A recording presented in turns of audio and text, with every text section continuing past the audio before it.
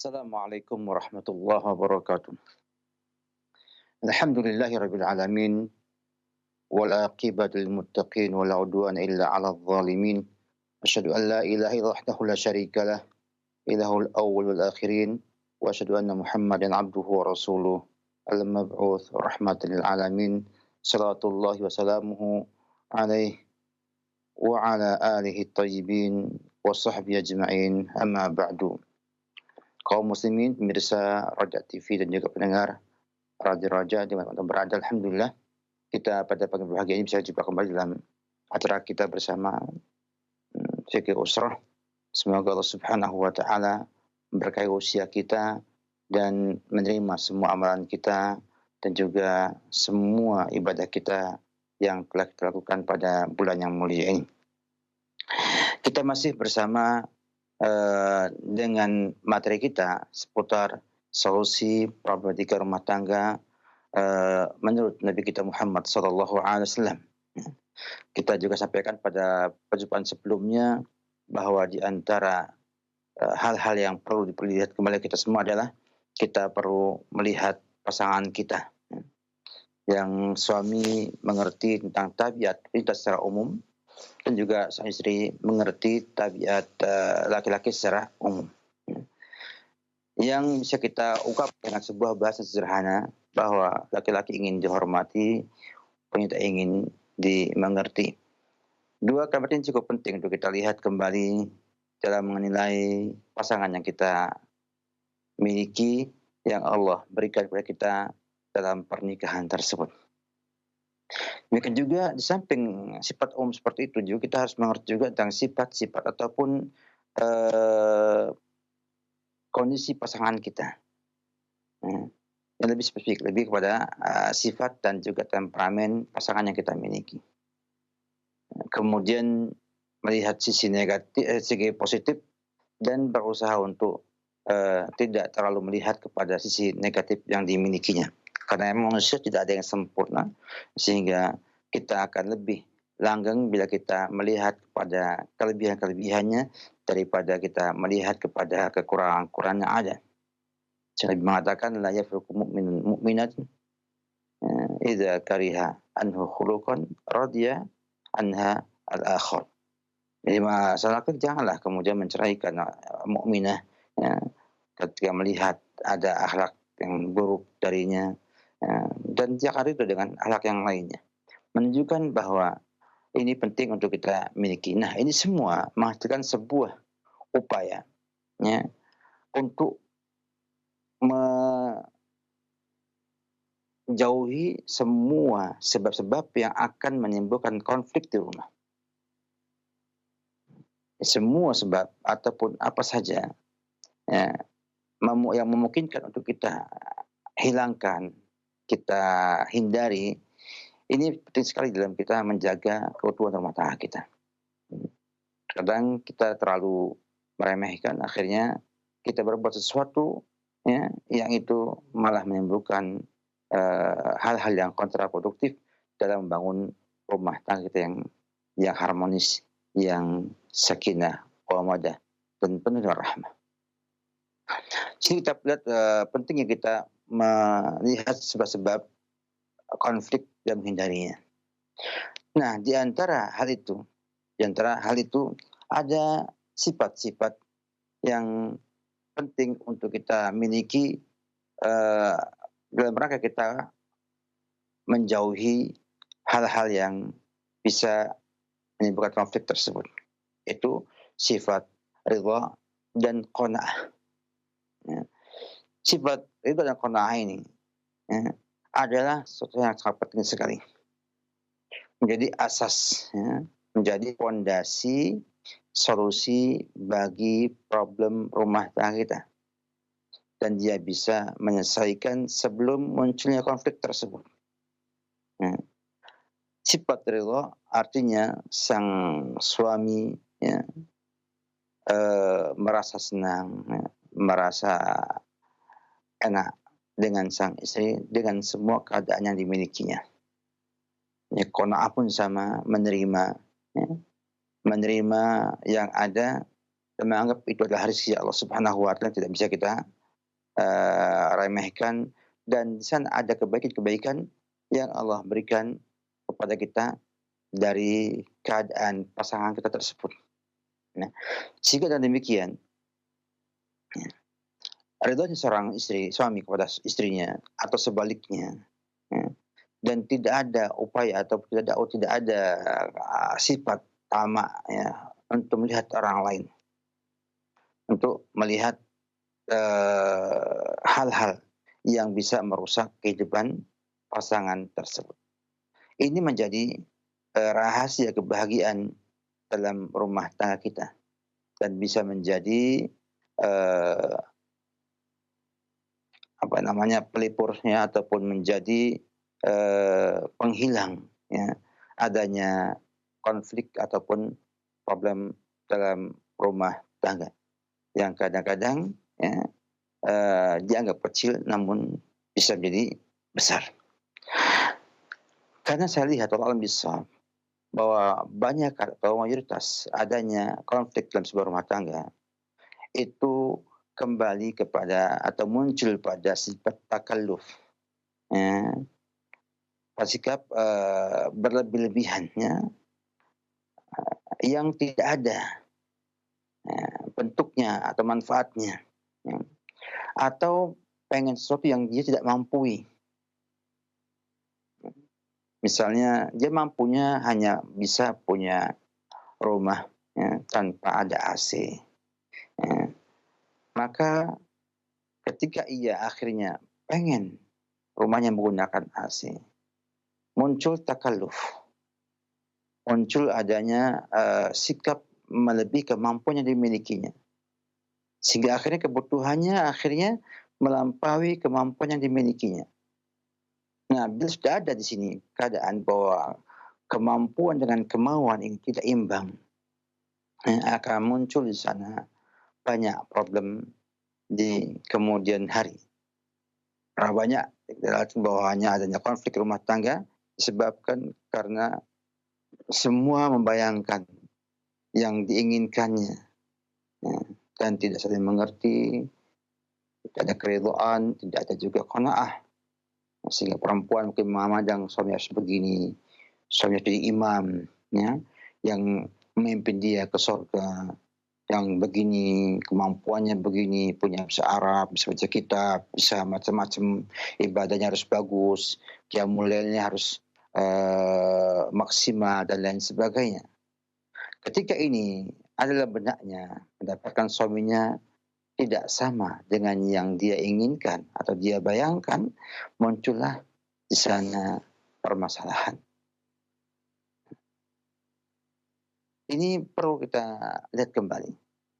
Nah, kita harus bisa punya sifat qanaah, sifat ridho dengan pasangan kita. Bukan berarti tidak memperbaiki, ya, tapi kita mencoba untuk memahami semua itu dengan sebaik-baiknya dan mengajak, ya, saling mengajak untuk memperbaiki kekurangan yang ada. Nah, kekurangan bukan dibiarkan, namun untuk diperbaiki dan diluruskan. Jadi pentingnya adanya ta'awun antara pasangan suami istri, artinya kerjasama antara pasangan istri, ya, di mana di sana suami harus mampu menutupi kelemahan sang istri, demikian juga sebaliknya. Ini yang Allah sepakat dalam firman-Nya, "Kunna libasul lakum wa antum libasul lahun."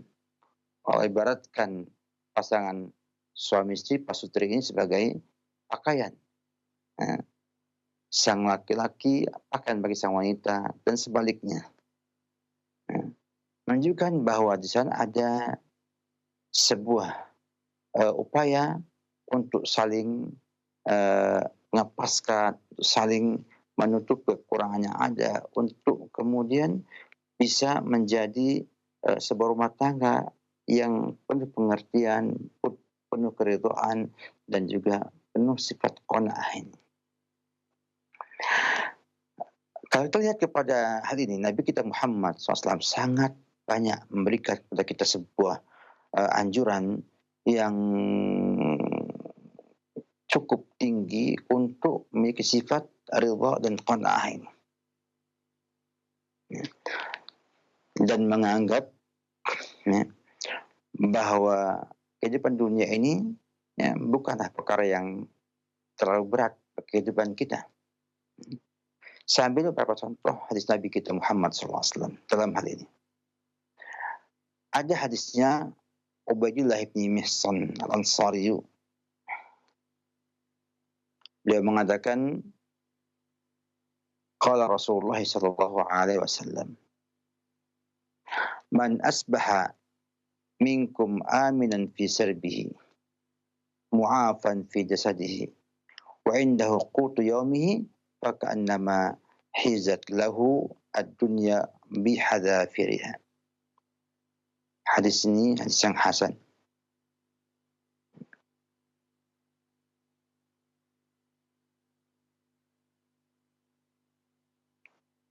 Dan juga termaktub dalam kitab Riyadhus Shalihin. Hadis riwayat At-Tirmidzi. Ibnu Majah. Di sini lihat bagaimana Nabi mengatakan siapa yang hidup di pagi hari dalam keadaan aminan fi sirbihi, aman dalam dirinya, aman pada keluarganya, mu'afan fi jasadihi, ya, sehat badannya dan punya makanan yang cukup untuk hari itu, maka ia telah mendapatkan dunia dengan segala isinya. Ungkapan cukup indah sekali, alhamdulillah. Bagaimana Nabi kita melihat bahwa dunia hanya 3 hal ini aja. Siapa yang mendapatkan 3 hal ini telah mendapatkan dunia dan seisinya. Dan yang kehilangan satu dari 3 hal ini akan mendapatkan kekurangan dalam dunianya. Lihat bagaimana orang yang punya harta melimpah ruah, tapi tidak pernah aman hatinya.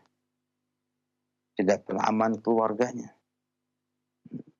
Susah akan bahagia. Akan juga orang yang aman, tapi badannya nggak sehat, badannya sakit. Sehingga ia tidak bisa bahagia dalam artian tidak bisa merasakan kenikmatan dunia ini. Atau dia aman, dia sehat, tapi tidak punya kecukupan makanan. Maka berkurang juga kebutuhan. Kita lihat bagaimana Nabi kita mengatakan bahwa sepele dunia itu. Ya, karena hanya menyangkut kesehatan, perut kenyang, ya, kemudian hatinya aman. Dalam bahasa dikatakan, sebenarnya dikatakan hadisnya Abdullah bin Amr bin Al-As, qad aflaha man aslam wa kana rizquhu kafafan wa qanna'ahu Allahu bima atah. Sungguh bahagia, sungguh beruntung ya, orang yang aslam, menyerahkan diri kepada Allah Subhanahu wa taala. Orang yang masuk Islam dan rezekinya cukup. Dan Allah berikan sifat qanaah dengan apa yang Allah berikan kepadanya. Kita lihat bagaimana pentingnya kita memiliki sifat ridha dengan yang Allah berikan dan menerima apa yang sudah Allah memberikan kepada kita semuanya. Sehingga hidup kita tidak susah. Hidup kita sederhana. Dan akan membuat kebahagiaan tersebut. Lihatlah rumah Nabi kita Muhammad sallallahu alaihi wasallam. Sangat sederhana sekali.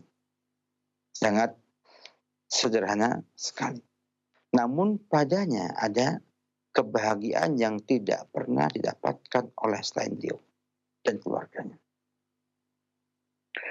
Kebahagiaan rumah tangga yang sangat unik, yang sangat indah, dan siapapun yang menyaksikan atau melihat sejarah ini akan mendapatkan sebuah keindahan.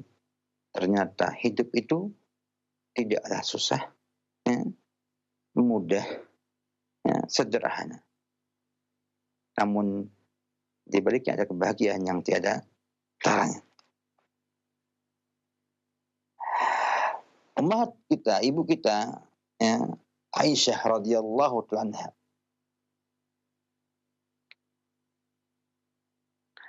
pernah menyampaikan tentang sebuah kondisi di rumah Nabi kita Muhammad sallallahu alaihi wasallam. Dalam hadis riwayat Imam Al-Bukhari dan yang lainnya. Beliau mengatakan, "Ma syaba'a alu Muhammadin sallallahu alaihi wasallam min khubzin sya'irin yaumain mutatabi'ain hatta qabid." Keluarga Nabi kita Muhammad SAW tidak pernah kenyang dari memakan dari roti gandum, ya, 2 hari berturut-turut. Artinya tidak pernah kenyangnya itu turut-turut 2 hari. Ya. Sampai beliau wafat. Menunjukkan adanya bentuk kesederhanaan. Bukan Nabi tidak mampu untuk itu. Nah, jelaskan ya, bahwa Nabi kita Muhammad SAW memiliki harta yang banyak. Dari humus, seperlima, ya, rampasan perang, dari ya, Khadijah dulu punya warisan. Banyak sekali. Namun semuanya Nabi habiskan untuk amal soleh. Dihabiskan di jalan Allah Subhanahu wa taala. Mendahulukan amal solehnya daripada memperkaya ataupun berpoya-poya pada harta yang dimilikinya. Ini pilihan yang cukup indah dari beliau. Salah satu sebagai contoh bagi kita semuanya. Hidup dengan sederhana. Dengan apa yang dimilikinya. Ini milikinya. Dan dalam riwayat yang lainnya Isa mengatakan bahwa demi Allah, kami sungguh melihat hilal, kemudian hilal, 3 hilal, artinya 2 bulan turut-turut. Tidak ada api di rumah Nabi kita Muhammad SAW. Kemudian Urwah bin Zubair, ponakan Aisyah, mengatakan, "Lalu apa yang engkau makan, wahai Aisyah?" Kata beliau, "Aswadan, at-ta'al-ma'u wa tamr." Air dan kurma. Subhanallah. Nabi kita Muhammad SAW memilih hidup sederhana. Karena ada di sana kemudahan-kemudahan dengan kesederhanaan yang dimilikinya itu. Yang menjadi satu di antara kunci kebahagiaan sebuah rumah tangga. Punya sifat ridha, punya sifat qanaah, ya, dalam hal ini. Demikian juga Nabi kita Muhammad SAW berpakaian pun sederhana. Pakaian pun sederhana. Permadaninya, rumahnya, ya, sempat Hasan al-Basri mengisahkan bahwa beliau masuk ke rumahnya Ummu Salamah dan tinggi atapnya itu, kata beliau, itu adalah setinggi beliau dengan tangannya diajukan ke atas. Artinya sangat pendek. Dan diapal juga oleh para ahli sejarah tentang rumah Nabi kita Muhammad SAW sederhana sekali. Ya, mungkin sekarang tipe 24. Ada kamar, ada ruang tamu, dan cukup. Subhanallah. Bisa berbahagia dengan kesederhanaan yang seperti itu.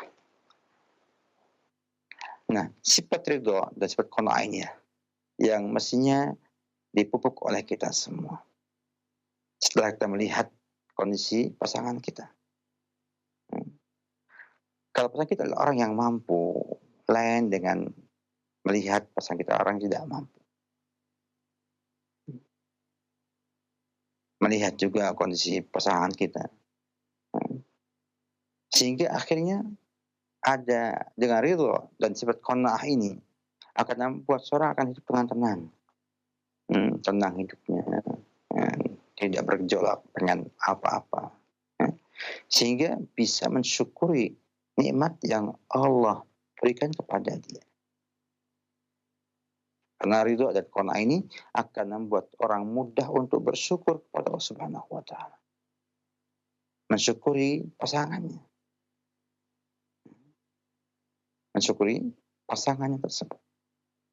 Dan ketika muncul hal seperti ini dalam rumah tangga, maka banyak sekali permasalahan yang bisa hilang sebelum muncul di kehidupan rumah tangga tersebut. Sehingga Nabi kita Muhammad SAW mencontohkan sangat jelas sekali dalam kehidupan beliau dan rumah tangga beliau, bagaimana sifat ridha dan qanaah menjadikan asas dasar dari kehidupan rumah tangga beliau. Dan kita pun ingin bahagia, ingin memperoleh kebahagiaan dalam rumah tangga, hendaknya menjadikan ridha dan qanaah sebagai dasar atau asas membentuk rumah tangga kita dan bergaul dengan pasangan kita.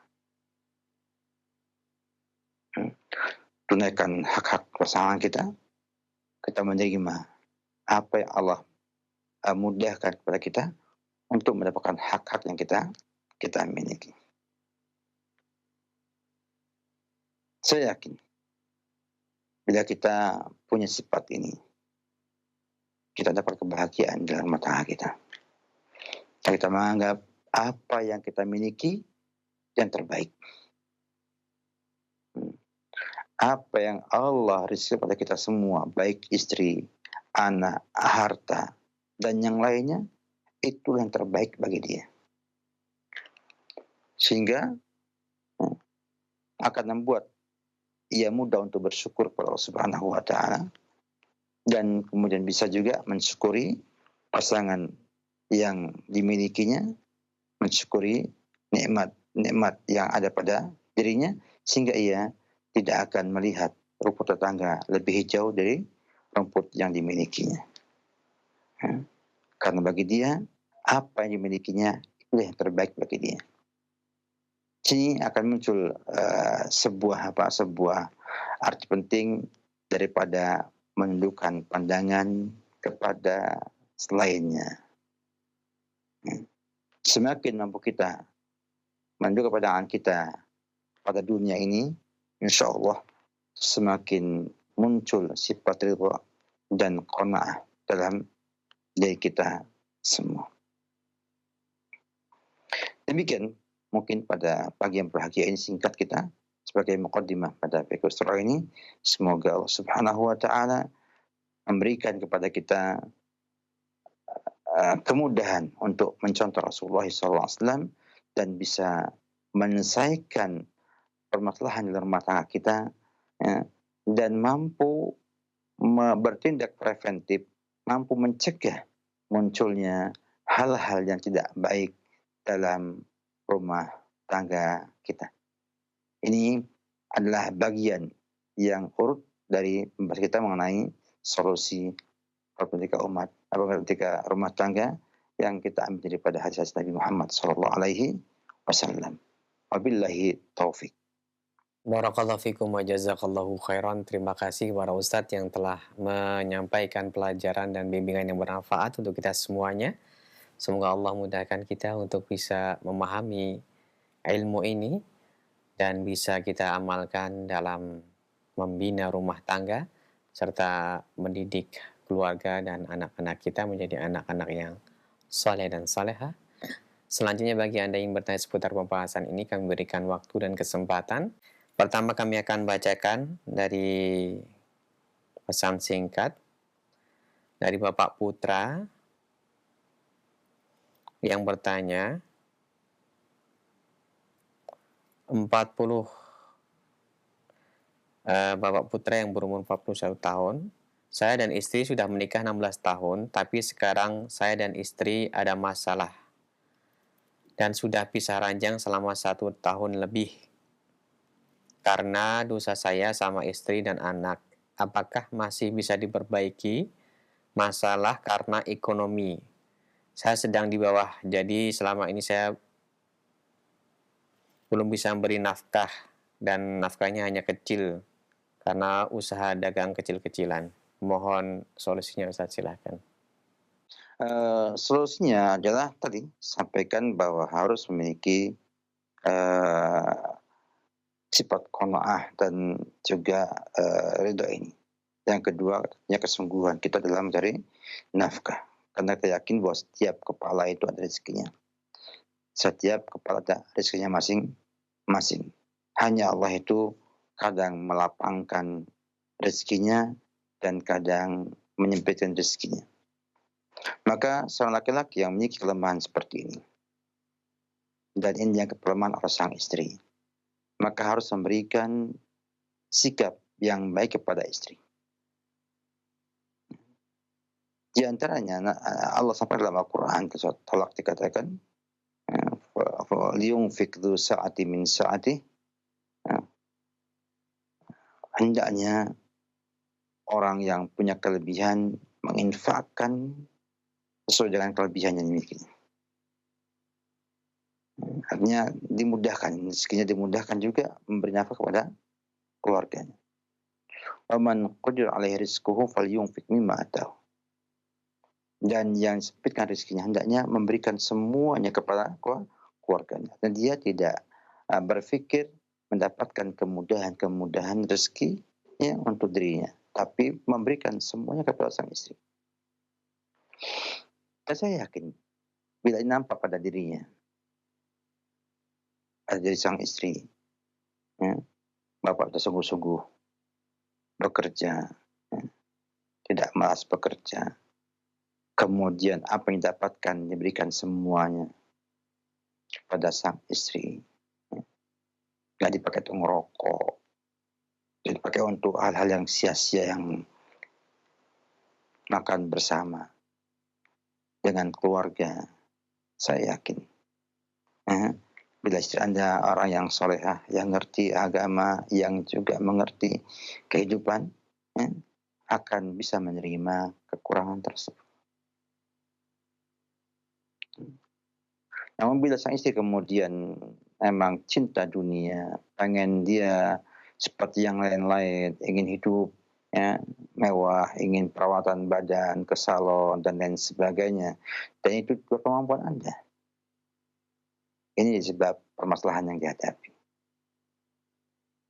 Maka memilih pasangan itu menentukan kehidupan kita berikutnya. Nabi katakan, fadfar bidzatid din taribat yadak.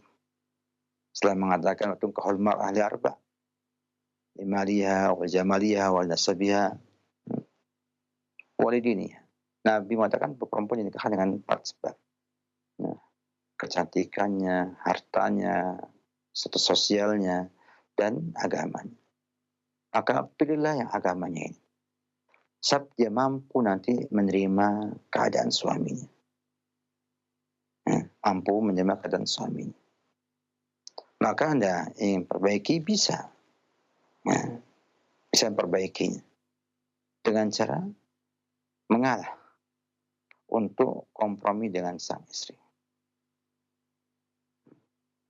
Buktikan bahwa Anda telah berusaha maksimal dan tidak ada yang Anda nikmati dari hasil Anda miliki kecuali untuk mereka.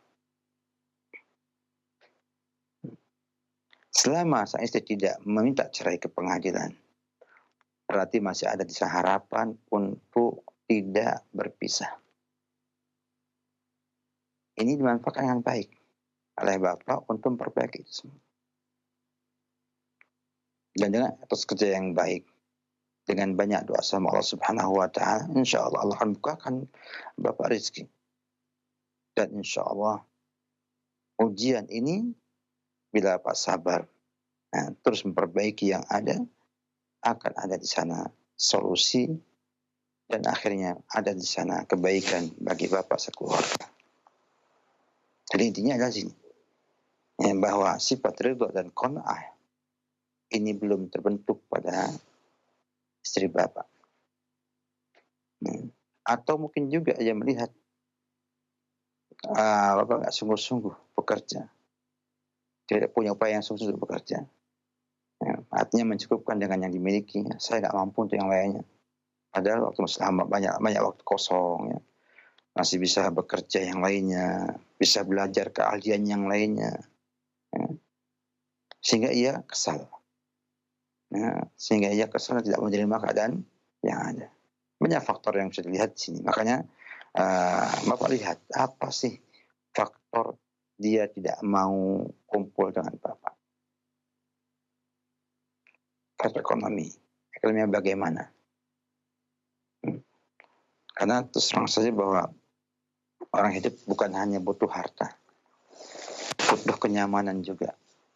Ya, banyak orang yang miskin, banyak orang yang hidupnya di bawah standar.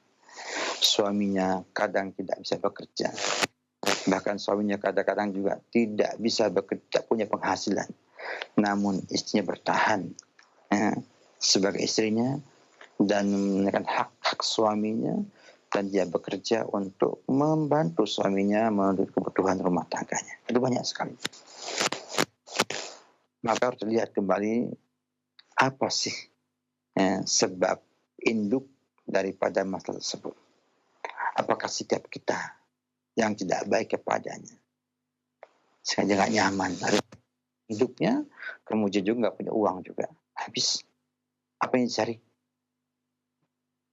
Oleh karena itu, selama ia belum menuntut cerai ke pengadilan karena nafkah yang tidak cukup, berarti masih mungkin diperbaiki keadaan tersebut. Wallahu alam bissawab. Barakallahu fikum wa jazakallahu khairan. Terima kasih para ustadz yang telah memberikan nasihat dan jawaban yang bermanfaat. Semoga menjadi solusi terbaik untuk Bapak sekeluarga dan kita semua yang menyimak pada kesempatan kali ini. Selanjutnya, kami buka kesempatan untuk menghubungi nomor kami. Halo. Halo. Ya. Halo, Assalamualaikum, Pak. Waalaikumsalam warahmatullahi wabarakatuh. Dengan Ibu siapa? Di mana, Ibu? Ibu Wandi dari Medan, Pak. Silakan Ibu Wandi, pertanyaannya langsung saja. Gini, Pak.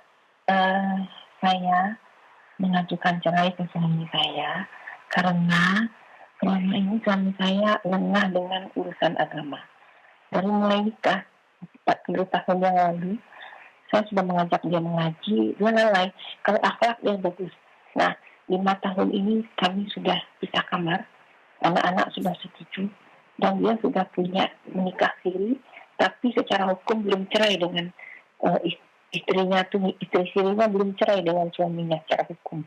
Nah, saya tidak melayani dia lagi.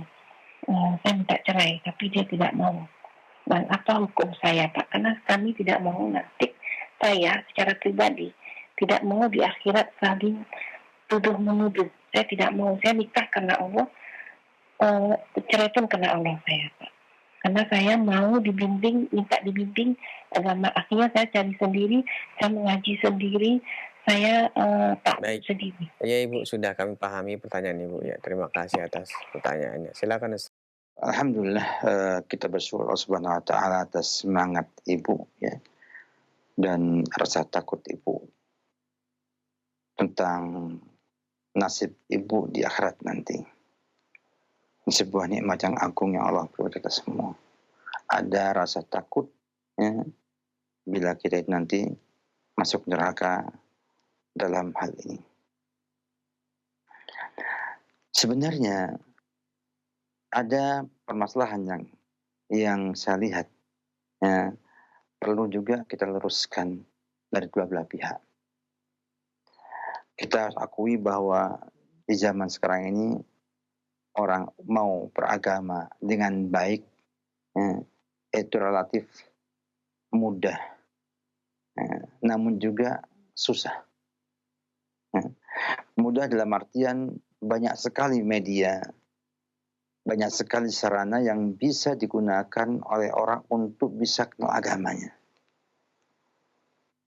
Sehingga dia bisa menjadi hujjah yang akan Allah jadikan sebagai sebab untuk menjatuhkan hukuman kepada kita semuanya. Namun juga susah dalam artian susahnya itu memilih mana yang benar, Bagaimana yang salah di soal ini? Saya semua bicara. Dan semua tidak ada yang diam. Semua bicara. Dari yang ahli sampai yang tidak ahli. Yang bidangnya dan yang bukan bidangnya. Dan semua berusaha memberikan informasi ya, dengan bahasa, dengan cara ya, yang kadang-kadang tidak tampak rasa takut kepada Allah Subhanahu wa taala. Sehingga kebatilan itu akhirnya menjadi berat semaraknya. Dan opini yang muncul jadi masalah. Sekarang opininya berjilbab, yang radikal, dan lain sebagainya. Nah, disinilah adanya sirah ataupun perseteruan yang cukup kuat antara manusia dengan iblis, dengan syaitan dalam membawa seorang itu mencapai hidayah Allah Subhanahu wa taala. Sehingga seorang wanita atau kita semua yang sudah memiliki ghirah agama bagus, terkadang mendapatkan pasangan kita itu jauh dari apa yang kita harapkan. Jauh dari yang kita harapkan. Sehingga akhirnya muncul permasalahan cukup banyak. Yang berujung pada hilangnya rasa cinta, hilangnya mawaddah dan rahmat pada pasangan tersebut. Atau satu daripada keduanya. Ini membuat adanya perpisahan atau perceraian yang tidak diinginkan oleh syariat secara asal. Tapi terkadang menjadi solusi untuk memperbaiki keadaan rumah tangga tersebut. Betul kata ibu tadi bahwa kita rumah tangga ini bukan hanya di dunia, tapi menyangkut pintu neraka atau surga kita. Kemana kita mengarahnya? Nah, sinilah pentingnya ibu menilai kembali. Saya tidak punya informasi lengkap tentang ibu. Yang jelas bahwa bila ibu melihat kondisi suami memang tidak memungkinkan lagi untuk perbaiki, bahkan sampai berbuat yang tidak benar, dan ibu melihat bahwa solusinya hanya dengan perceraian karena khawatir tidak bisa menunaikan hak-hak suami dengan baik. Yang kata Rasulullah itu ketika orang minta cerai kepada beliau, akhsha al-kufr alaih, saya takut ya Rasulullah kufur pada suami saya. Maka Nabi menerima khulu ataupun buat cerai dari sang wanita tersebut.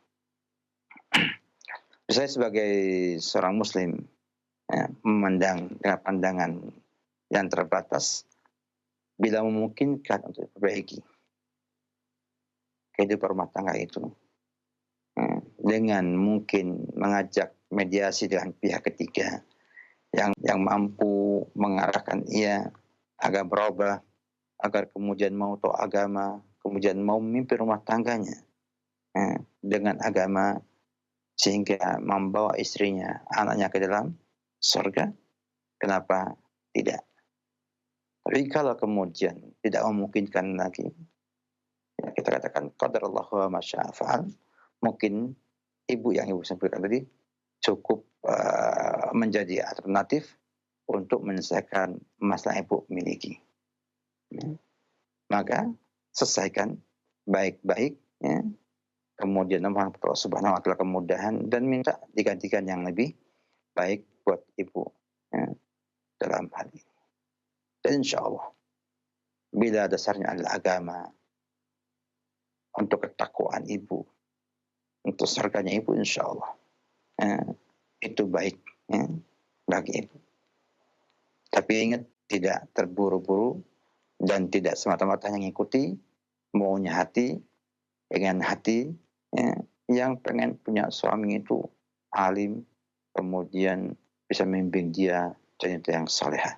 Karena sangat susah mendapat orang yang paham agama dewasa ini di negeri kita ini ya, yang kemudian mampu membimbing istrinya menuju kepada surganya Allah Subhanahu wa taala. Paling tidak suami mendapatkan hak-hak suami pada ibu dan ibu pun mendapatkan hak-hak dengan istilahnya tidak lengkap, tidak masalah, namun ibu bisa beribadah kepada Allah dengan baik dan kemudian mampu menunaikan hak suami dengan baik juga. Nah, itu pertimbangan saya. Semoga ibu bisa mempertimbangkan kembali hal itu karena pacaran bukan hal yang baik. Bahkan ibu sangat bangga bila ada anak buahnya yang mampu memisahkan pasangan suami istri. Allah a'lam bishawab. Nah, Ustaz, barakallahu fikum wa jazakallahu khairan. Terima kasih atas nasihat dan jawabannya. Kembali kami berikan kesempatan untuk Anda yang ingin menghubungi kami via telepon. Bagi Anda yang ingin bertanya seputar pembahasan ini, pertanyaan berikutnya dari hamba Allah yang bertanya, Assalamualaikum warahmatullahi wabarakatuh, Ustaz. Saya sudah menikah beberapa tahun dan dalam perjalanan khususnya di masa-masa seperti ini banyak sekali kebutuhan yang tidak bisa tercukupi karena memang lagi seret dalam masalah ekonomi. Nah, kadang istri menuntut untuk diberikan kebutuhan-kebutuhan yang menjadi kebutuhan dia sebagaimana wanita pada umumnya. Nah, bagaimana apabila kita sebagai seorang suami belum bisa mencukupinya, menyikapi tuntutan istri yang seperti ini? Silakan, Ustaz. Dalam Islam, bahwa nafkah itu juga melihat kepada keadaan sang suami. Nafkah itu juga melihat keadaan suami. Apalagi kalau selama ini tercukupi hanya pada masa-masa seperti ini, ya, pandemi seperti ini, ternyata ada permasalahan ekonomi, kemudian mendapatkan kekurangan dalam pemasukan di anggaran rumah tangganya, maka itu hal yang wajar. Bukan kesalahan sang suami. Tinggal sang istri harusnya menyesuaikan kepada kemampuan sang suami tersebut. Yang kata Allah Subhanahu wa ta'ala, "Yunfiq dzu sa'ati min sa'atihi, faman qudira 'alaihi rizquhu falyunfiq mimma ataahu Allah." Artinya menunjukkan bahwa sang suami juga diperhatikan tingkat kemampuan bernafkahnya. Maka di sini akan tampak peran sifat yang disampaikan di muqaddimah kita, di pembukaan kita tadi, bahwa ada di sana sifat ridha dan qanaah. Sehingga yang tadinya misalnya harus merawat badannya misalnya sepekan sekali, mungkin tunda 2 pekan sekali. Ya. Kalau biasanya misalnya makannya itu 3 kali sehari dengan lauk 3 rupa misalnya, ya mungkin sekarang diperkecil dengan makan 3 kali lauknya di 1 rupa atau 2 rupa saja. Sehingga menyesuaikan kepada kemampuan yang dimiliki. Dan insya Allah bila komunikasinya baik dengan sang istri, ya, mungkin akan muncul omongan ini itu biasa. Karena itulah ungkapan perasaan sang wanita ketika tidak mendapatkan apa yang diinginkannya. Maka sang suami harus mampu memberikan yang lainnya, menampilkan sosok pemimpin melihat rakyatnya. Gambarnya adalah kalau kita jadi pemimpin, rakyatnya dalam kondisi punya kebutuhan, kita tidak mampu memberi kepada anak rakyat kita mesti menghiburnya, mesti kita menasihatinya, mesti kita menyampaikan bahwa ini tidaklah lama. Ini semua hanya sementara. Dan kita bukan satu-satunya yang begini. Banyak yang sama. mendapatkan tekanan seperti ini. Sehingga akhirnya sang istri bisa memaklumi bahwa kebutuhan saya itu bukan yang asasi, saya bisa mengalah. Yang asasi itu saya tidak mengalah. Artinya kalau menyangkut kehidupan makan, minum, ya, susah untuk kita katakan mengalah ya. Tapi insya Allah adanya komunikasi yang baik dengan sikap yang baik, ya, menyampaikan dengan baik kepada sang istri. Saya yakin ya dia bisa memaklumi hal tersebut. Kita yakini dia bisa memakluminya. Dan kita sebagai laki-laki yang demikian harus mengalah untuk kemudian meyakinkan sang wanita bahwa ini bukan karena kita bakhil, tapi ini karena kondisi yang ada. Yang pertama. Yang kedua, ajak dia berpikir akhirat. Berpikir akhirat.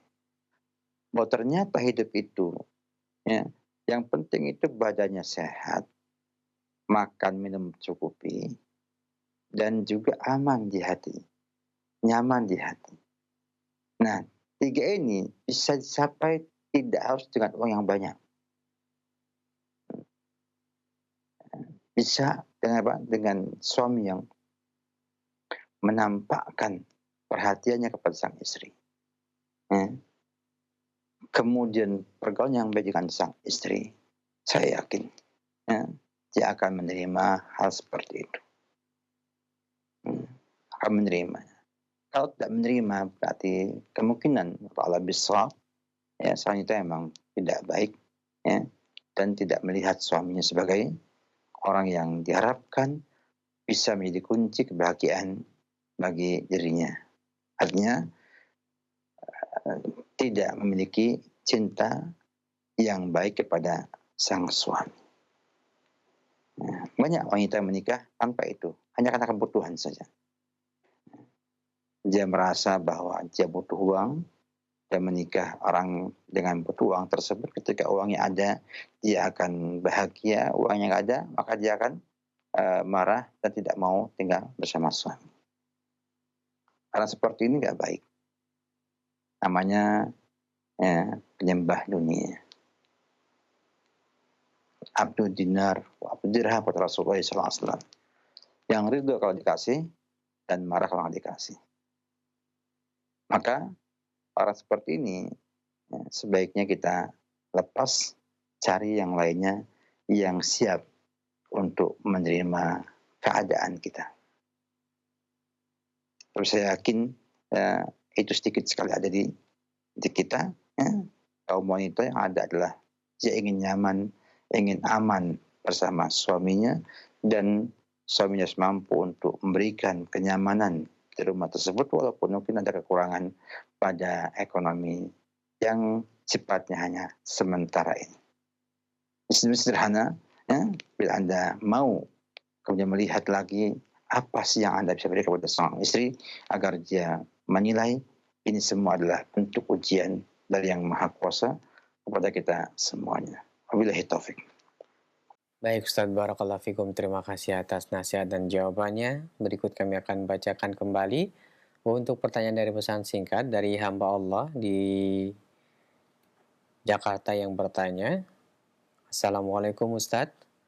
Ustadz, apabila kita mempunyai putri yang sudah siap menikah sebagai orang tua atau bapaknya, ketika ada laki-laki yang melamar, kami melihat mana yang lebih mapan dan berkecukupan.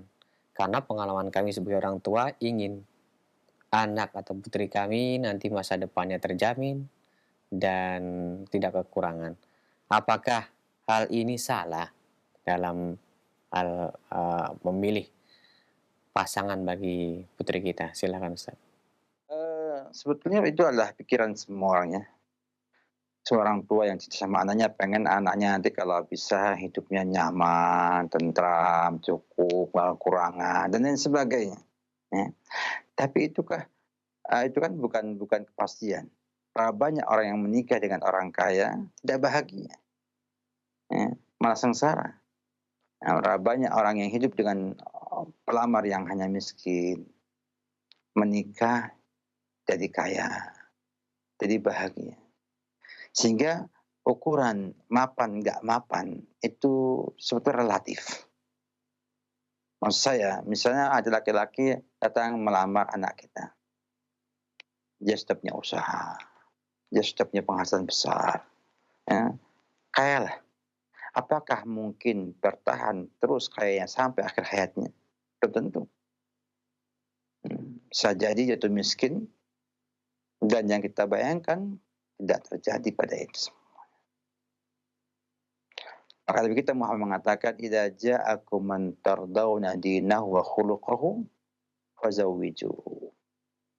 Kalau ada yang datang kepada kamu, wahai para wali, para orang tua, seorang yang kamu lihat, kamu ridhoi agama dan akhlaknya, maka nikahkanlah. Sehingga yang menjadi tolak ukur pertama adalah agama dan akhlaknya. Agama dan akhlak ini relatif atau dapat dikatakan hampir secara umum itu akan memberikan kebaikan kepada anak-anak kita.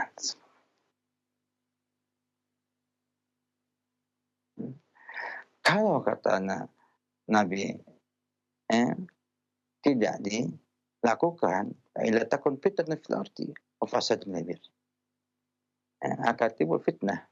Ya, ini juga ada kerusakan yang banyak. Kenapa? Karena akan muncul sang anak itu menjadi wanita yang akhirnya mungkin jadi wanita yang enggak ada yang menikahinya. Orang lain takut untuk menikahi anak kita. Sehingga akhirnya timbullah seperti yang kita dapatkan di sebagian negara, ya, yang punya mahar, ya, harus misalnya 50 sampai 500 juta, ya, 125 juta, 400 juta, sampai saya dapatkan teman saya di ketika saya kuliah di Madinah, ya, menikah dengan 40.000 rial maharnya pada sang wanita itu. 40.000 rial itu, ya, jasa 160-an jutaan. Itu katanya kecil. Bayangkan, ketika di Indonesia orang yang ingin mendapatkan istri harus punya uang sekian banyaknya, maka nggak ada yang menikah laki-laki. Laki-laki nggak ada yang menikah, perempuan nggak ada yang menikah, bahaya. Nah, munculnya adalah bahaya. Saudi masih ada hukum Islam, ya, juga adatnya masih kuat, sehingga perempuan kalau dengan laki-laki. Nah, kalau di Indonesia, ya, berbahaya bagi masyarakat, ya, kerusakannya sangat banyak saja dengan sebab permasalahan mahar itu. Dan juga mengalami dulu, ketika zaman-zaman dulu masih banyak pada adat, sehingga perempuan dibawa lari, ya, kawin lari supaya maharnya jadi turun dan lain sebagainya. Tetapi kalau kita punya pertimbangan lain, tambahan, ya, mungkin fisiknya, mungkin status sosialnya, mungkin juga hartanya, tidak mengapa. Karena dia hanya pelengkap saja. Jadi cari laki-laki yang baik agamanya, akhlaknya, dan punya kelebihan-kelebihan yang lainnya. Itu boleh. Tapi kalau standar pertama itu adalah melihat kepada kemapanannya, itu yang berbahaya. Nah, kenapa? Karena belum tentu yang mapan mau dengan anak kita. Atau kalau mau, akhirnya, ya, kehidupannya itu tegak bukan di atas agama dan akhlak yang mulia. Berapa banyak didapatkan wanita menikah dengan orang yang pengusaha kaya dan sebagainya, malah merusak dirinya sendiri dan akhirnya agamanya hilang, ya, dari sang wanita tersebut. Dan ini tidak baik. Orang tua pengen anaknya solehah sampai akhir hayatnya. Nah, sehingga dia dapatkan anak yang solehah, terus bertahan sampai dia meninggal dunia, sampai anak meninggal dunia, sampai punya anak-anak cucu yang juga solehah dan soleh. Jadi, ya, kalau pertimbangan pertamanya itu adalah mapan nggak mapan, maka ini tidak baik. Tapi kalau pertimbangan agama dan akhlaknya adalah yang pertama, kemudian ada pilihan, ini agamanya bagus, akhlaknya bagus, kemudian ada tambahan di sana, dia punya usaha, ditambah lagi orang tuanya orang yang punya kedudukan sosial yang baik, kemudian orang yang ganteng, gagah, maka itu adalah nur ala nur. Artinya tambahan yang melengkapi kekurangan yang ada. Maka nikahkanlah segera. Ya, jadi itu penting untuk kita sampaikan. Karena ada sebagian yang memahami, sudah nggak usah lihat yang lain-lainnya, agama akhlak saja.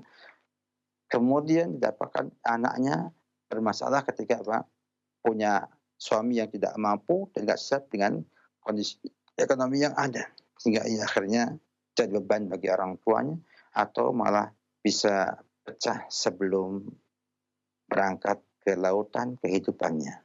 Artinya sudah kadung cerai di awal-awal pernikahannya saja. Jadi semuanya demikian. Tapi juga orang tua harus melihat juga kemauan dan juga kecenderungan sang anak.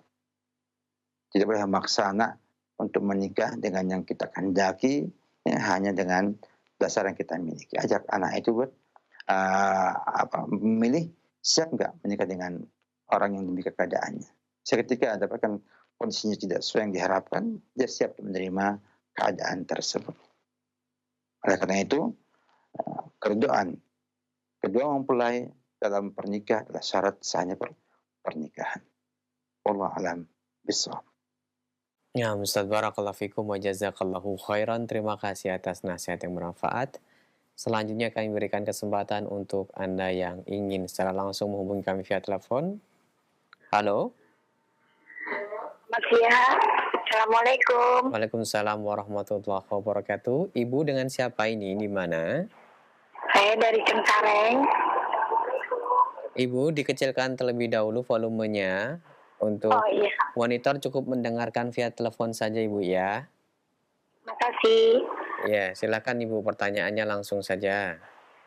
Ya, saya terima kasih ya, setiap hari saya dengerin Roja, sembari jualan, sembari masak ya.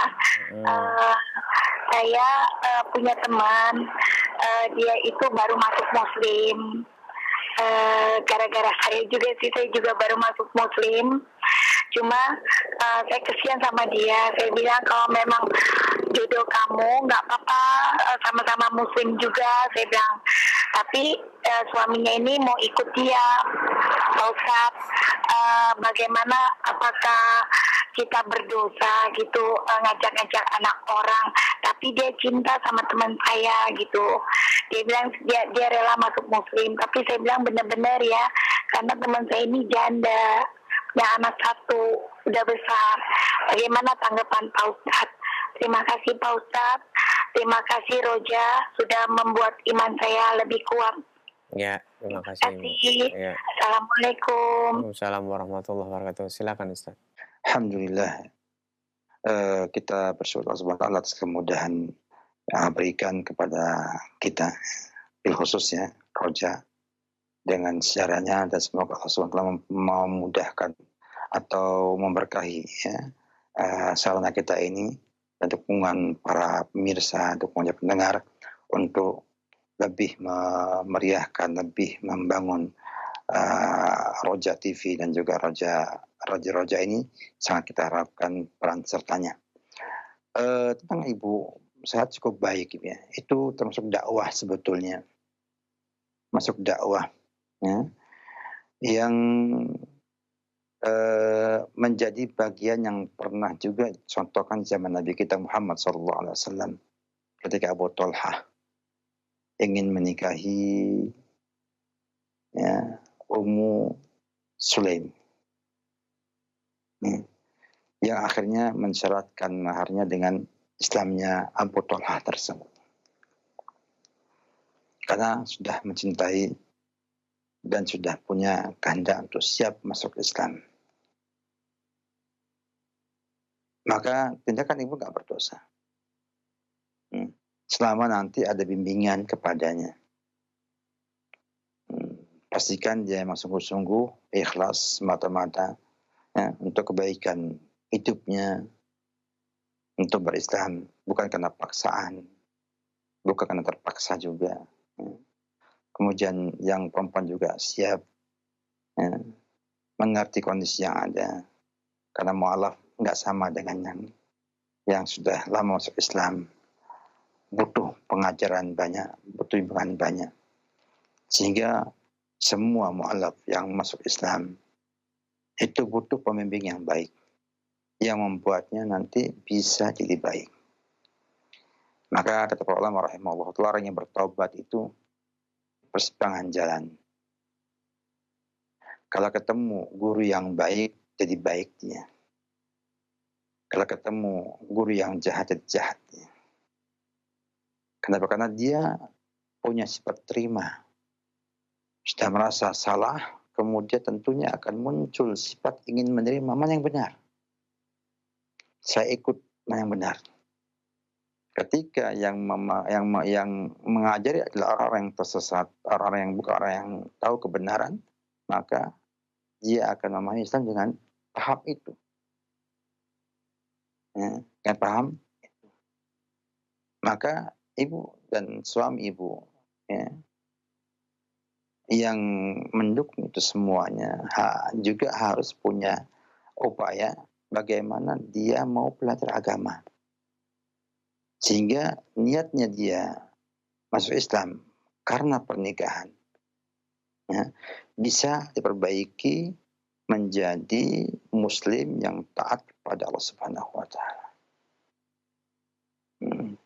Tindakan yang saya lihat cukup terpuji. Tapi hati-hati.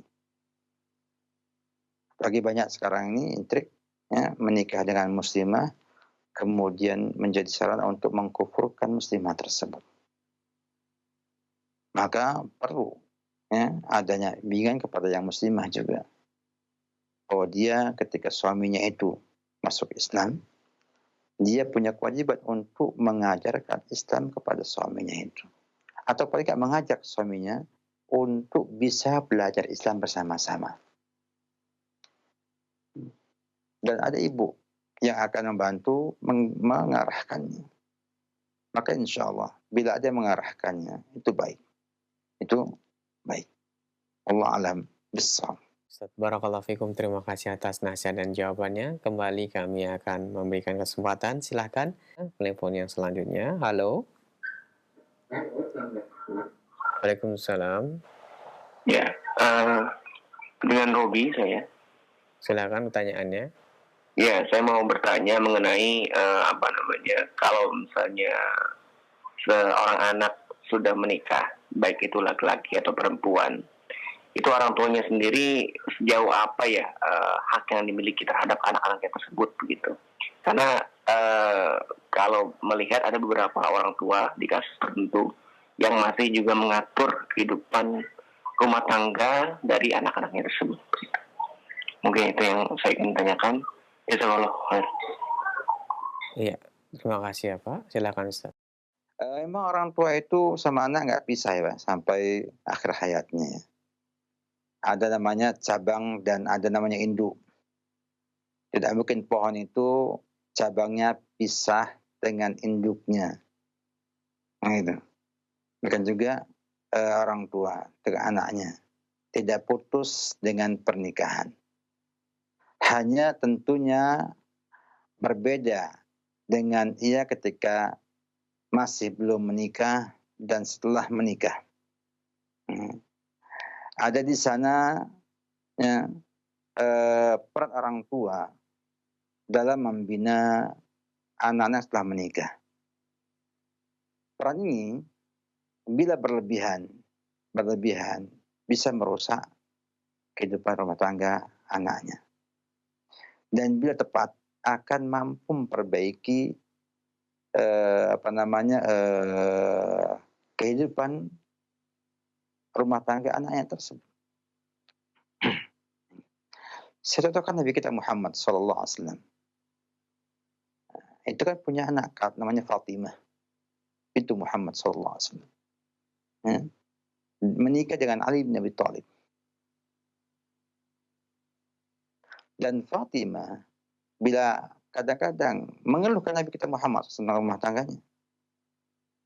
Dia capek bekerja, dia ini nggak kuat, merasakan semua pekerjaan di rumahnya, kewalahan. Dan ketika dia dengar Nabi punya budak, dia pengen minta sama bapaknya dikasih kerjaan untuk membantu dia di rumahnya. Hanya ketika itu ya kehidupan Ali itu juga belum baik ekonominya. Nabi akhirnya mengajari kepada Fatimah untuk mengucapkan subhanallah 33 kali, alhamdulillah 33 kali, dan Allah Akbar 34 kali. Menunjukkan bahwa peran membimbing dari orang tua kepada anaknya tetap dibutuhkan. Bahkan kadang-kadang masih bantu juga bantuan-bantuan untuk supaya sang anak bisa mencapai yang terbaik dalam kehidupannya dia. Bahkan pernah juga Nabi membangunkan Ali dan Fatimah. Malam hari dibangunkan untuk sholat malam. Mereka membantah dengan bahasa Nabi, wa kana al-insanu aktsara syai'in jadala. Menunjukkan bagaimana Nabi tetap ya punya peran kepada rumah tangga tersebut. Tapi perannya ini jangan berlebihan. Punya tanggung jawab mengarahkan mereka yang terbaik. Tapi jangan jadi sopirnya. Nah, jadi sopirnya artinya kalau kita main bola itu, ya, jangan jadi pemain sepak bolanya. Jadi pelatih aja. Yang mengarahkan, yang membimbing, dan sebagainya. Kalau kemudian kekurangan apa, diberikan kekurangan tersebut. Jadi terkadang orang tua itu berlebihan. Ya. Kenapa? Karena ia menganggap anaknya kayak dia. Sehingga dia mengatur rumah tangga anaknya dengan versi dan pemahaman yang dimilikinya. Itu tidak benar. Dia punya suami yang kita pemimpin rumah tangganya. Nah, kita orang tua membimbing suaminya, membimbing anak kita agar menjadi baik dalam rumah tangganya. Mereka juga dapatkan dalam perceraian itu demikian juga ketika ribut antara suami istri. Tidak mungkin damaikan. Maka minta hakam min ahliha wa hakam min ahlihi. Ada yang melibatkan keluarga. Ya, untuk mendamaikan atau memutuskan hubungan keduanya. Sehingga tetap ada tanggung jawab kepada anak-anak tersebut. Namun jangan mengatur dan menyetir ya, kebijakan di rumah tersebut. Ada bidang-bidang.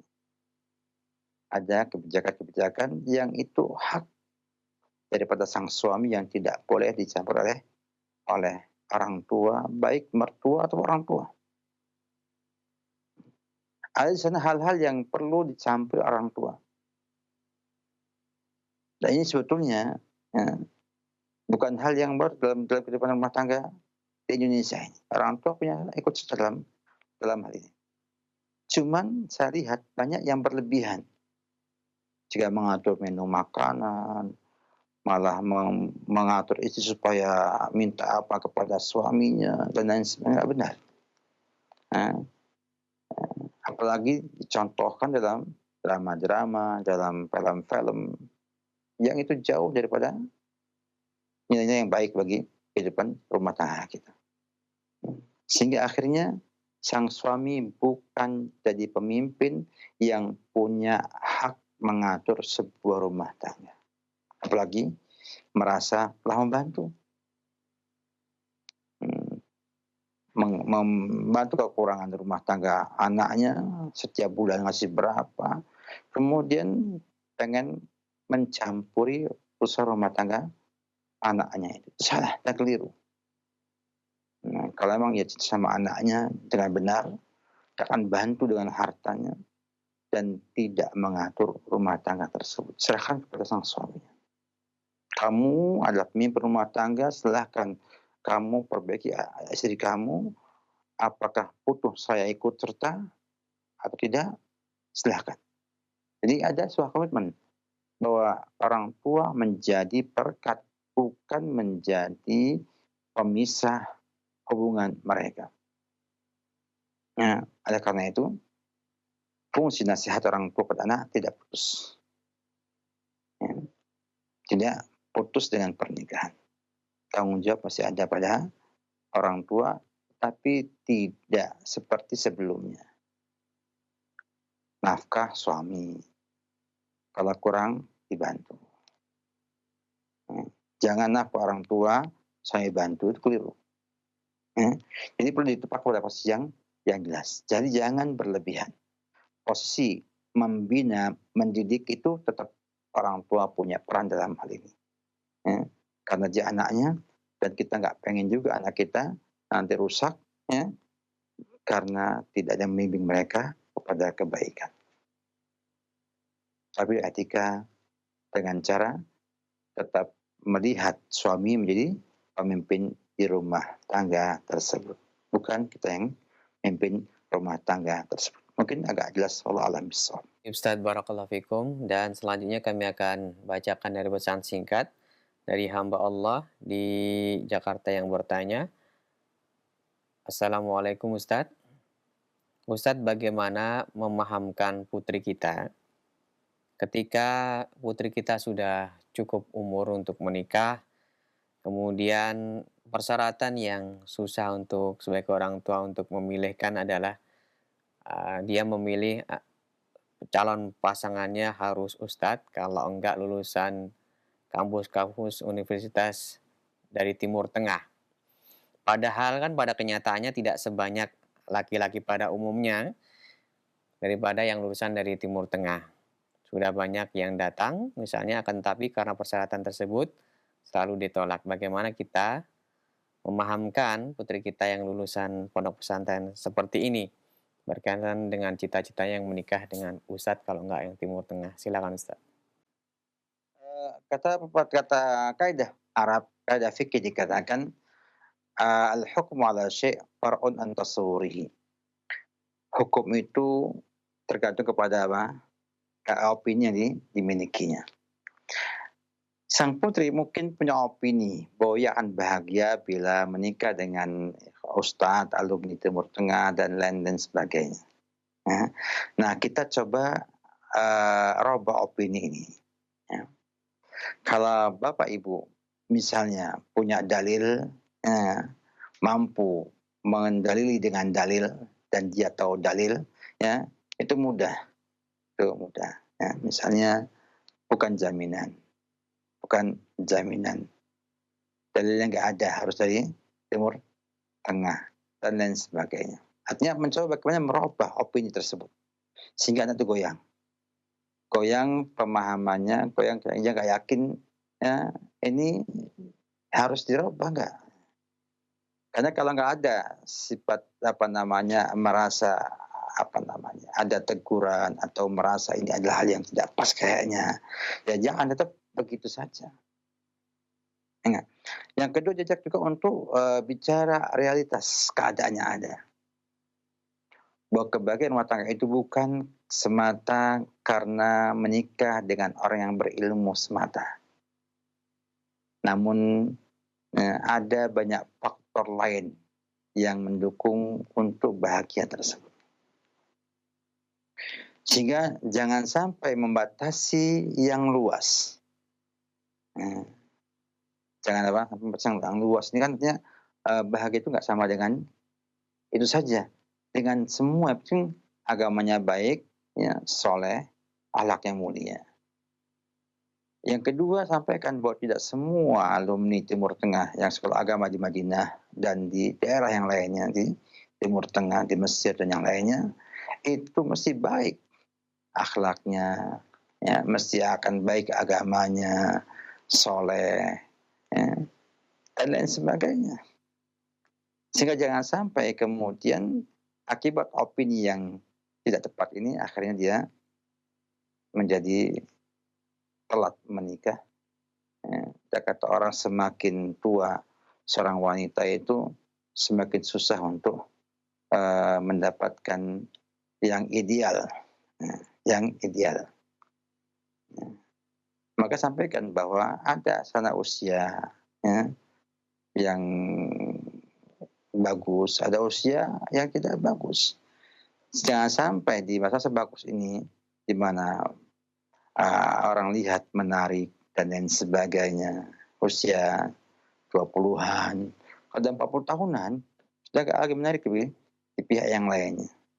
Di banyak hal ya, sampai ini opini maksudnya, hanya opini saja. Yang bisa dinikah karena melihat dia mungkin ke depan ustadznya di pesantren atau siapa yang ada di sekitarnya itu memang baik-baik. Kalau jadi dari sana. Sehingga karena opini bahwasanya kalau mau punya suami yang baik, ya harus alumni Timur Tengah yang paham agama dan sebagainya. Padahal tidak mesti. Yang pertama. Yang kedua, berapa banyak yang mereka itu ada, berapa banyak yang butuh mereka. Artinya betul kata Ibu tadi, bahwa sang wanita itu kan nggak sendirian begini. Banyak yang sama, mirip dengan pemikiran yang dia miliki. Ditambah lagi para orang tua yang kadang-kadang juga memberikan opini yang cukup tegas kepada anak-anaknya. Pokoknya kalau nikah harus kan yang seperti ini. Sehingga akhirnya berbahaya bagi sang anak tersebut. Yang berikutnya juga, jangan sampai opini ini kemudian ketika mendapatkan suami yang dia inginkan dengan spesifikasi yang seperti itu, ternyata dalam hidup rumah tangganya nggak sama dengan yang dibayangkannya. Akan kekecewaan yang bisa membuat wanita stres karena dia kecewa, nggak dapatkan yang diinginkan. Artinya yang dibayangkannya itu ternyata nggak sama yang dilihatnya, dan kemudian akhirnya tidak mampu untuk menerima kenyataan yang ada, dan akhirnya berbahaya bagi anak tersebut. Maka perlu diberikan sebuah penegasan bahwa opini itu nggak benar. Mengkhususkan atau membatasi dengan hal-hal yang sempit seperti itu menyusahkan diri sendiri. Walaupun ya, kita katakan memang para pemuda yang sudah sekolah di Timur Tengah, sekolah agama Timur Tengah, relatif itu lebih mapan agamanya daripada yang lainnya. Relatif.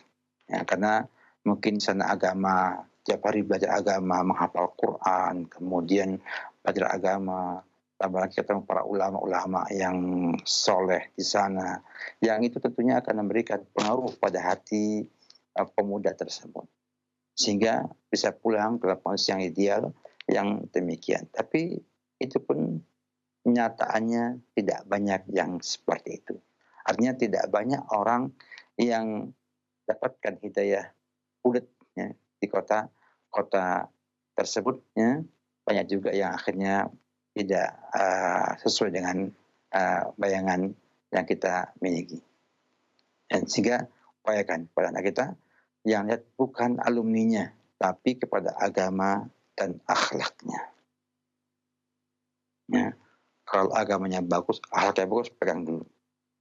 Tambah orangnya baik, artinya fisiknya bagus, jadi nilai lebih, mapan, tambah lebih lagi. Dan demikian. Ya. Dan kalau perlu kita mendapatkan yang terbaik dari yang ada untuk anak-anak kita tersebut. Ya. Jadi intinya jangan buat kesan bahwa menikah harus dengan yang seperti itu. Juga jangan sampai punya kesan yang begitu itu bukan hal yang baik. Baik saja kalau ada. Ya, kalau ada baik saja. Karena kita katakan bahwa ada nilai-nilai yang tidak dimiliki orang yang tidak belajar di Timur Tengah. Ini nyata. Kita tidak bisa memungkiri hal tersebut. Sehingga saya dapatkan yang pernah belajar di Pakistan, di Yaman, di Mesir, di Madinah, di Riyadh, di Qasim, di beberapa negara, ya, bahkan Jordan dan sebagainya, tetap mereka punya ciri-ciri khas bawaan dari negara ataupun kota tempat ia menimba ilmu agama tersebut. Oleh karena itu, saya katakan itu sebuah kriteria cukup baik, tapi jangan membatasi dengan hal seperti itu. Kenapa? Karena nanti bisa memperlambat pernikahannya dan nanti berbahaya bagi kehidupan rumah tangganya sendiri. Wallahu a'lam bissawab. Ustaz Barakallahu Fikum, terima kasih atas nasihat dan jawabannya. Semoga bermanfaat untuk kita semuanya. Dan nampaknya pertanyaan tadi merupakan penutup di pertemuan kita. Sebelum kami akhiri, mohon Ustaz memberikan ikhtitam. Fadhil ya Ustaz. Sebagai penutup saya hanya mengingatkan pada para kaum muslimin sekalian, kita ada di penghujung bulan Ramadan. Nabi kata innamal a'mal bil khawatim. Amal itu tadi di akhir. Kita lihat ini finishnya, hampir finish. Biasanya kalau kita mau finish itu kita kalau para pelari itu kita akan kerahkan semua kemampuan untuk berlari agar mencapai finish secepat mungkin. Nah, maka kita pada hari ini kita mencoba untuk memperbaiki kualitas dan juga kualitas ibadah kita. Semoga kita terbina di Ramadan ini dengan baik dan di akhirnya Allah berikan kepada kita ampunan dan juga pembinaan, perbaikan akhlak, perbaikan hati, perbaikan kehidupan kita. Sehingga kita bisa menjadi hamba Allah yang muttaqin, yang dijuluki Allah Subhanahu wa ta'ala. Inna awliya Allah la khawfun alaihim wa lahum yahzanun. Demikian, semoga bermanfaat dan ucapan syukur kepada teman-teman di Roja, juga di studio Umini Ukhuwah. Semoga Allah berkati semua dan semoga Allah Subhanahu wa ta'ala memberikan kepada antum semua ampunan, rahmat di bulan yang mulia ini. Demikian ucapan syukur kepada para pemirsa sekalian, para pendengar yang ikut aktif dan juga yang tidak aktif dalam acara ini. Semoga kita berjumpa kembali di acara berikutnya. Kemudian juga dimudahkan untuk faham agama dan bisa membawa kita kepada kebaikan dunia dan akhirat. Dan akhirnya, wabillahi taufiq. Assalamualaikum warahmatullahi wabarakatuh.